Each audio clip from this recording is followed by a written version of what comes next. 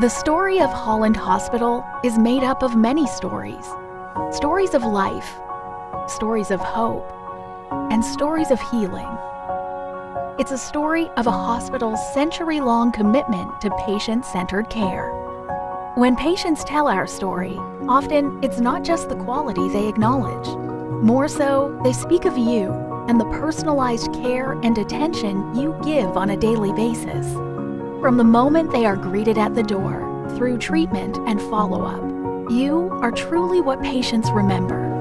Today, we honor those employees who have dedicated so much of their time and so much of their life to our story. We recognize the 17 employees who have achieved service milestones of 50,000 hours and above. Your commitment and loyalty to Holland Hospital cannot go unnoticed. Thank you for being a part of our story.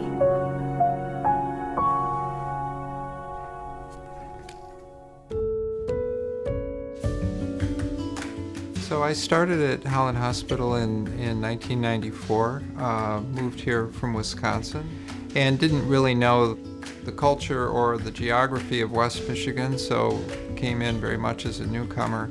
During tulip time, people convinced me it was a tradition for the people on the inpatient service to actually work that day in their tulip time costume. So I showed up with mine complete with wooden shoes, and I didn't really know that they were yanking my chain, so I spent the day working on the unit with the whole tulip regalia and wooden shoes. Initially was working both on the inpatient unit at the hospital. At that point it was on the second floor, and spending the afternoons in the outpatient clinic, which was in a little building in the parking lot that no longer exists. In the early 2000s, my role changed to being primarily at the hospital, working as a psychiatrist on the inpatient unit. The thing that I feel very strongly about is the need for us to get away from the idea that mental health is somehow completely separate from health. Something like 40 to 50% of people will have some mental health struggle at a point in their life. So it's not about just a few of us, it's about many of us. The things that we treat, major depression, bipolar illness, anxiety conditions, substance use disorders, eating disorders, many people are affected by these. And most of us, if we haven't gone through it ourselves, have somebody in our lives that matters a great deal to us who has. We know that for many people, coming in for a first appointment is a big deal and an anxious experience. So a lot of what I try to do is normalize this as part of your overall health and just help people to find common ground with many other people who have gone through the same thing. The best story I can think of, I'd finished running a 10K and somebody tapped me on the shoulder, and it was a gentleman who'd been in the hospital with us 2 or 3 years earlier, had done extremely well and really gotten back to his full life and family and work, and just wanted to stop me to give me the update that things were going well and that he appreciated the team that had worked with him there. And so that was extraordinarily gratifying. Typically, we're working with people at one of the most difficult passages in their life, and it is nice when we're able to run into them and they're in a better place.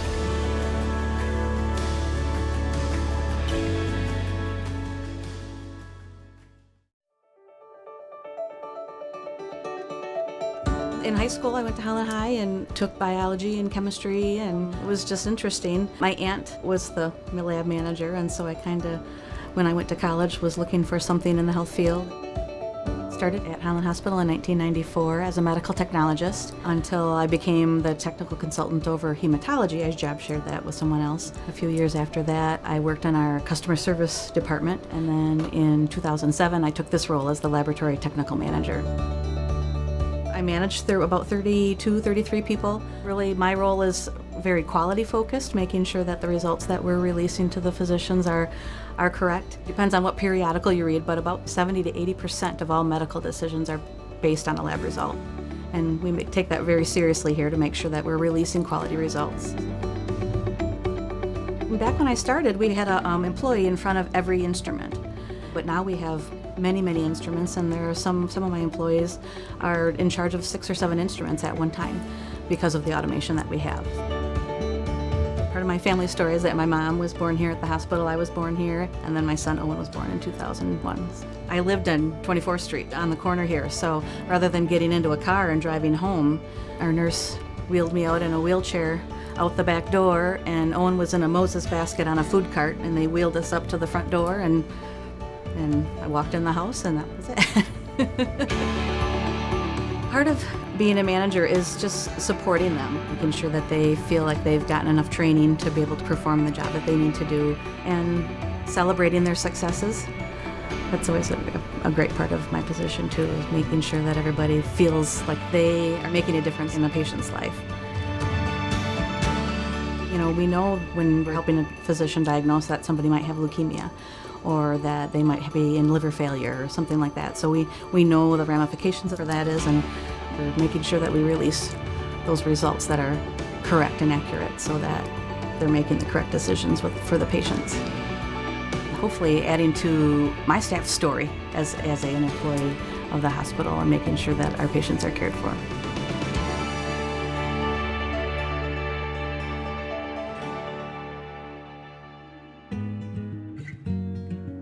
In my biology class, we dissected fetal pigs, and that was really interesting, just looking at all of how the body works. And I thought, maybe I could go into medicine. Was hired, you could work as a graduate nurse, you didn't need your license yet. Lived in a friend's basement, studied for my boards, went to work. My husband was in the Navy, so we went out to Rhode Island. Everybody said, you know, will you be back? And I said, I hope so. I got a phone call from that same manager, and she said, are you coming back? Because I have 2 positions. I'd like to offer you one of those positions. At that time, my husband wasn't due to get out of the Navy until September. And he came home that afternoon and said, they're offering an early discharge program, and I think I'd like to take it. We can go back to Michigan. So when I got the job here at Holland Hospital, it meshed in all of my loves, because you get that ER, trauma, triage aspect. You have certainly the delivery aspect, working with families to bring their new little one into the world, and you have that surgical aspect if you are in the C-section suite. My 3rd pregnancy was my twin pregnancy. It started snowing and I started contracting. 32 weeks gestation, and at the time we did not have our special care nurseries, and so I had to be transferred to a different hospital. And the ambulance drivers don't take a patient on magnesium unless a nurse goes along. We had gotten new pumps, and she really hadn't had a good orientation on them, but I knew how to run the pumps, so I increased my dosage of magnesium. It was up to me, so I did that. And when I got to the hospital, I was 8 centimeters dilated and going to have those babies. So had them shortly after my husband arrived. Had the privilege to be at a delivery for this one gal, and she had a big baby. And I ran into that lady, I kid you not, many times over a course of 5 or 6 years. You know, she'd be like, oh, this is my little 9-pound 6-ouncer, and, you know, parade this child in front of me. So we would talk. That happens a lot. They don't know you, and you usually don't know them, but you develop a bond real quickly when you're in that labor and delivery situation. Blessing to be there when their baby's born, and to help out afterwards. If I'm working my mother-baby rule, it's so fun to be there and help teach them how to care for their babies. Some people have never babysat or don't have nieces or nephews. They have no clue how to change a diaper, which part of the diaper is the front and the back. So it is a real blessing to take care of patients. Knowing that I gave the best care I can give to a mom and baby and a dad is really gratifying to me.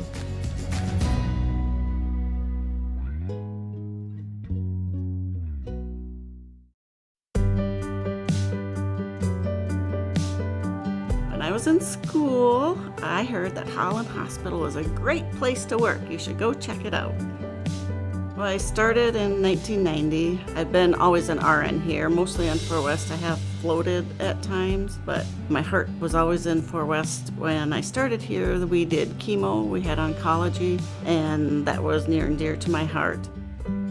My father had passed away from cancer. We had help to come in to take care of him, but he stayed at home the whole time, and that, I guess he was so proud of us that we were able to help him, and I was a nurse's aide, and he was so proud telling everyone I was a nurse, and I was like, no, Daddy, not yet. So I guess I just like taking care of people.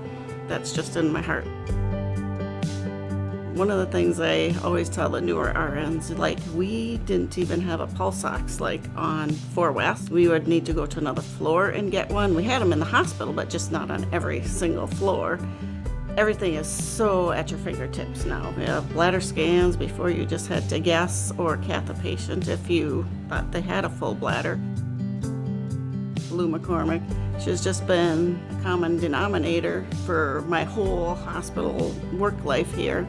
I went into work and I knew I didn't feel wonderful. By the time I got off the elevator, I walked in the break room and I basically just collapsed in the chair.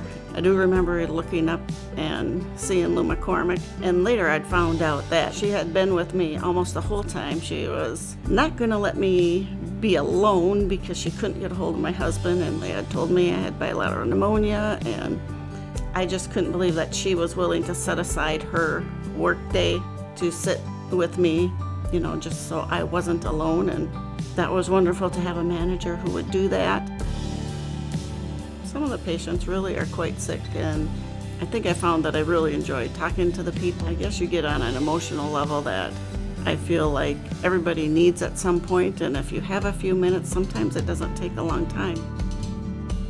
I think I am part of some of their stories. One patient, I was in Myers shopping, and this man came running up to me, and then he was telling me how much he had appreciated my care, and he said, and I just have to tell you, I had clear results when I went to my post-op visit. So I felt a little bit honored that he would recognize me and run up to me. Was surprising.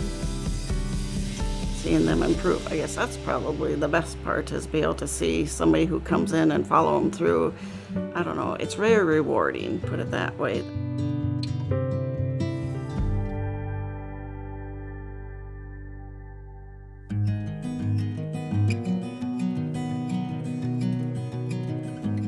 Life circumstances changed, and I thought, well, what should I do?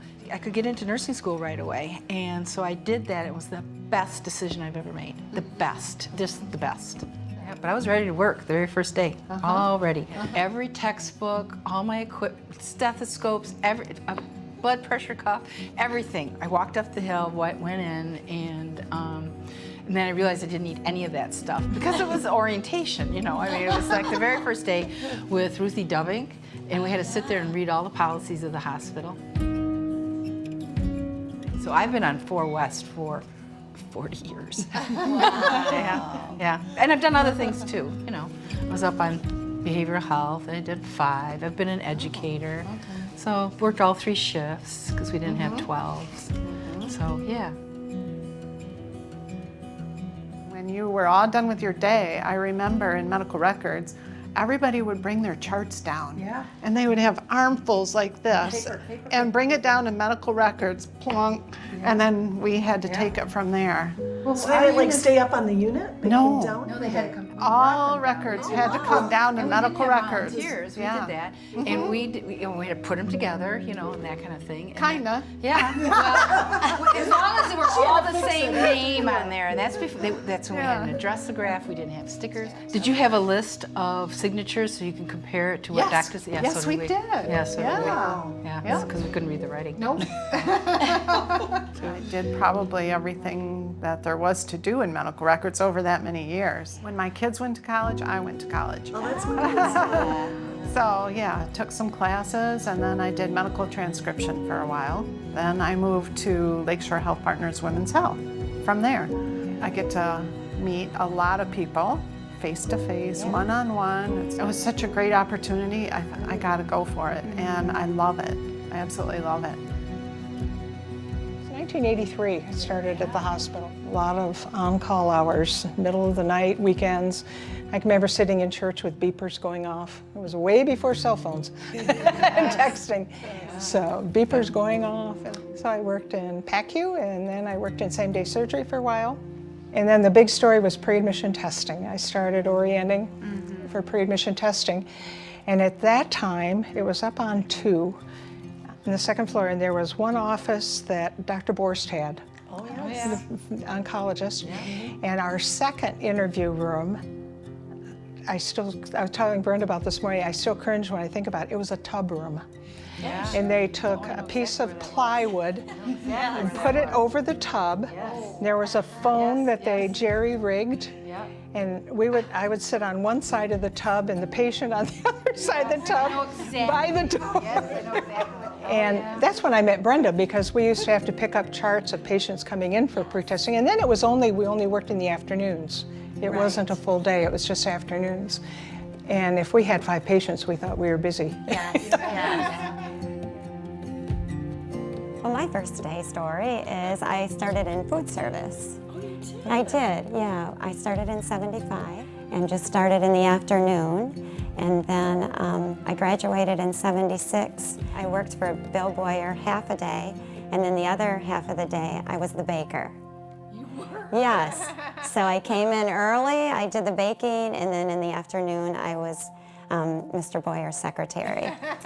Yes, and then after I had babies, I moved up to pre-admission testing and was a surgery scheduler for quite a few years. And now I'm working in the materials office and work with implants and disposables. And I mean, I love my PAT family. It always happens that, oh, I'm going through this, and one of them will say, I went through that, will share with me. So I truly love getting up every morning and coming to work at Holland Hospital. People are very appreciative of what you do and what you try and help them with. They're nervous about things, talking them through or leading them to resources. I'm proud of being able to do that, and I think that's part of why you become a nurse. It's a caring mode, and why you work in the medical field, whether it's a nurse or medical records or whatever, The work that's laid before me, I love to tackle it. Love to sometimes put on my detective hat. I got to figure this out. It's very rewarding. And at the end of the day, when I leave, it's like, it was a good day. It was a really good day. Being able to come in, and when I talk to somebody on the phone and they're irritated and frustrated, and if I can get a thank you for taking the time to listen to me, that's good. That makes your day. See, the people, not only the patients too, because I really do enjoy patients, even though I'm not direct patient care anymore, but it's really the people that I've worked with. I've worked with some of these people for a really long time, and we know each other really well. We know about our families, our stories, but at work, it's a work family. I get to hear stories from the other side now because I get letters or phone calls. And just last week, it was the most amazing story I've ever read. This was a patient who wrote us a letter. She was on TPN, so her nutrition was being given to her through her IV. And she just had a great sense of humor, and she wanted to pretend that what was in that IV was eggplant parmesan, and I can't remember, a glass of wine and some other things. And so I'm reading this, and what did our staff do? They went to the internet, found pictures of eggplant parmesan and a glass of wine, and taped that to our IV bag. And that's the kind of stories I hear about because of the care that people like you and the other 2,000 people in the organization give. So when I think about patient-centered care, it's just that personal touch. Staff didn't have to do that, and I can't imagine any other place where they would. It was a very personal experience too. Even though we're not supposed to get personal, you can't help it when someone's there a long time and they're very ill. They don't feel good, they're sick, and you get to know their families, and sometimes their pets, they'll bring them in and that kind of thing, or grandchildren. It's important that they have that continual support. I recall one time when I was working in same-day surgery, this woman Her husband was going to be having quite a major surgery, and I was getting him ready, and she was in tears, and she said, you know, I just need to give him a hug. And I said, you know, maybe you need to hug a little more than that. And I said, how about if you just lay down beside him? She said, oh, that would be wonderful. She did. And it was probably 18 months later, we were over at Yonkers Garden, and she came up to me and she remembered my name, and she said, I remember you. She said, you were the person who helped me that day, because I got to spend some absolute unforgettable last moments with my husband. And she said, I don't know that that would have happened anywhere else. And it was sort of like a little quiet voice in my heart just said, this is something you do, and that's not something I would do with everybody, but it was just a little, and I get goosebumps thinking about it again, is it gave me a feeling like this is why I do what I do. I think that's one of the proudest moments of my career, is when she came to me that day and recognized me.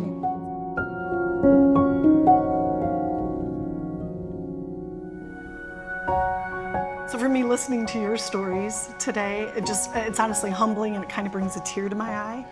I understand that sitting with me today are folks who've put in over 290,000 hours for this organization. It's amazing. And so I just personally wanted to thank each and every one of you for all of your dedicated service to this organization. Every employee at Holland Hospital is an important part of the story, no matter what their role. Whether, like some of you, have a direct patient-facing kind of role, or you're in the background, or sending out the bills, or making the food. Every employee has such an important role in telling the Holland Hospital story.